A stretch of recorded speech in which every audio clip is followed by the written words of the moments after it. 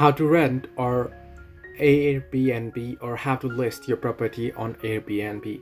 Hello everybody, welcome back to my channel. This is me Bivin Visnat, and today I'll guide you on how you can rent or list your property on Airbnb.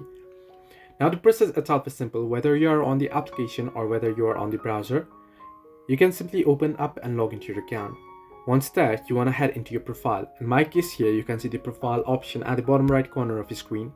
Under profile, if you scroll down, you'll find the option that says hosting, and under it you can see host a home. So you want to tap on it.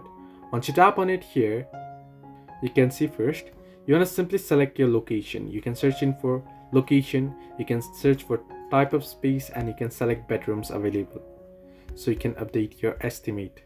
Once you do so here, you can simply see Airbnb setup. You want to tap on it. Now you want to get started. You want to go ahead through all the particular prompts, list all necessary information, enter it, tell us about your place, make it stand out, finish and publish. So you want to go ahead through this prompt and you'll be able to list your property.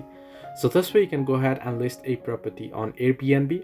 Hope this helped you. Do like and subscribe, and do not forget to leave a comment down below if you have any further issues.